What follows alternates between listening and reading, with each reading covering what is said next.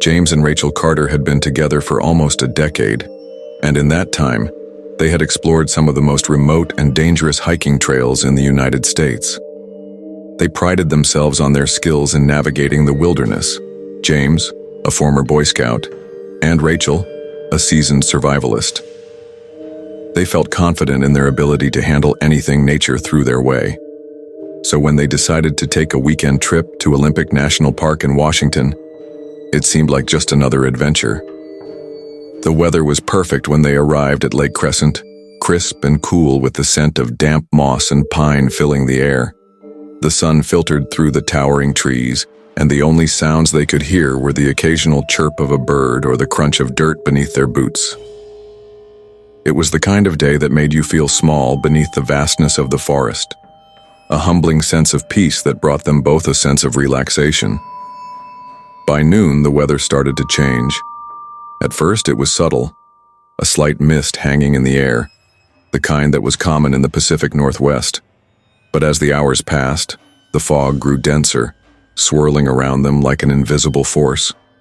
It clung to the trees, obscuring their vision, making it harder to see even a few feet ahead. The temperature dropped sharply, and the dense fog absorbed all the noise from the forest. No birds, no rustling of leaves, just an unnerving silence that pressed in from all sides. James tried to check his GPS, but the screen went blank, displaying a message. No signal. Rachel pulled out her phone, hoping for a lifeline, but it too was useless. A pang of concern struck them both, but they tried to remain calm. They were experienced hikers. They knew how to read a map and knew the terrain well. This was nothing they couldn't handle. But something felt off.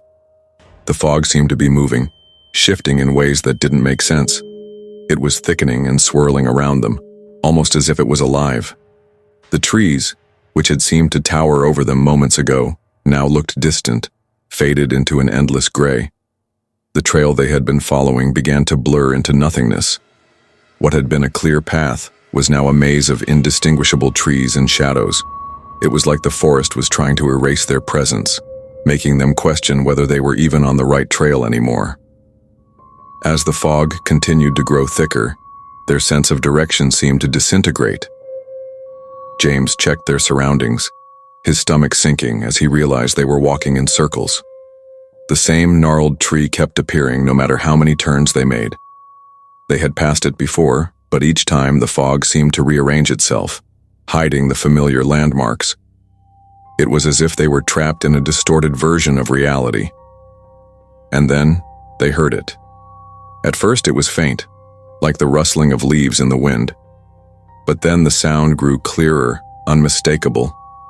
Whispers, soft, unintelligible voices. They seemed to come from all directions, a low murmur just beyond their comprehension. Rachel froze, her eyes wide, her grip tightening on James's arm. "Do you hear that?" she whispered, her voice shaking. James nodded, his heartbeat quickening. He had heard it too. The whispers seemed to surround them, growing louder and more distinct, as though someone or something was just out of sight. He scanned the mist, but there was nothing. No movement, no shadow. But the voices continued, seeping into their minds, making the air feel heavier. They weren't alone. James took a deep breath, trying to shake off the rising panic. "We need to stay calm," he said, his voice low but firm. "We've got this. Just stay focused." Rachel nodded, but her eyes darted nervously around. Suddenly, through the dense fog, something appeared, a cabin. At first it seemed like an illusion, a trick of the fog, but as they drew closer it became clearer. It was real, or at least it appeared to be. But something wasn't right. The cabin stood half-rotten, its windows dark and empty, as though it had been abandoned for years. It was nowhere near the trail they had been following. It shouldn't have been there at all. Rachel hesitated, her gaze flickering between James and the cabin. She was desperate for shelter. "We need to go inside," she said, almost pleading. James's instincts screamed at him to keep moving to avoid the strange structure. But before he could protest, Rachel had already stepped forward. As she reached for the door, it creaked open on its own as if welcoming them in. James hesitated but followed her inside, the door slamming shut behind them with an unnatural finality. The air inside the cabin was thick with dust and the smell of decay. The floorboards creaked beneath their feet, sagging with age. It was dimly lit, the only light coming from a small window covered in grime. But what stopped them both in their tracks was what they saw covering the walls: Polaroid pictures. Dozens of them, taped haphazardly to the peeling wood. Some of the pictures showed hikers, some smiling, some with terror in their eyes, but all of them, every single one, had a date written beneath the image. And the dates were all current, even the most recent one, today's date. Rachel's breath caught in her throat as she stepped closer to one of the pictures. "James, look," she whispered. James didn't respond. His eyes were fixed on one photo in particular. It wasn't of a smiling hiker or even someone in distress. It was a picture of them. Inside the cabin. They were both standing there, frozen in time, looking back at the camera. It had been taken just moments before, but they had never seen the camera. Rachel turned to James, her face pale. "This isn't right," she said, her voice trembling. But before James could respond, they heard it. The unmistakable sound of footsteps, slow, deliberate, heavy, coming from above. A cold shiver ran down James's spine as he looked at Rachel. "We need to leave. Now." Rachel didn't hesitate. She turned toward the door, but before she could reach it, she froze. There, on the table in the corner of the room, was the camera, the same one that had taken the Polaroid. It was still warm, the lens slightly fogged as if it had just been used. The door slammed shut behind them, and the whispers grew louder. They seemed to come from every direction now inside the cabin, surrounding them. The walls of the old structure creaked as though someone, was moving behind them. James tried to open the door, but it wouldn't budge. He pushed with all his strength, but the wood refused to give way. The fog, thick and suffocating, began to pour into the cabin through the cracks in the walls. The air grew colder, and suddenly, Rachel screamed. Something cold, something unnatural, had wrapped around her wrist. It was pulling her, dragging her toward the darkness beyond the cabin. "Rachel!" James screamed, reaching out for her. But the fog swallowed her whole, dragging her into the blackness. He tried to move, to run, but the cabin seemed to have transformed. The walls shifted, bending in unnatural ways. The floor buckled under his weight, and the whispers grew into maddening voices. His vision blurred, the fog enveloping him completely. James's last thought was that he was not going to make it out of here. When the search and rescue teams arrived a week later, they found only the footprints of James and Rachel leading deep into the woods. But they never found the cabin. No matter how hard they searched, it was gone, as if it had never existed. What they did find, however, was a camera, still warm. And when they looked at the last photo on the roll, they saw two blurry figures, James and Rachel, their faces twisted in horror, dissolving into the fog. Mark Reeves had been driving for over 8 hours, the endless stretch of Route 19 in West Virginia, winding before him like a snake in the dark. He was exhausted, his eyelids heavy with the toll of the long journey. His fingers tightened around the steering wheel as the miles blurred together. The sun had set hours ago, leaving him alone with nothing but the headlights illuminating the winding road and the thick, encroaching forest on either side. There were no other cars in sight, and the radio crackled with static, making the silence even more oppressive. The last thing Mark wanted was to stop. He had heard the stories, the warnings from truckers and locals about Route 19, a stretch of highway infamous for its isolation and eerie history. But the need for sleep was becoming unbearable, and he couldn't go on much longer without rest. Then, just as he was beginning to wonder if he should pull over and risk sleeping in his car, he saw it, a faint flicker in the distance. A neon sign blinking weakly, casting an eerie glow against the black backdrop of the night. Vacancy. Dale's Rest Stop.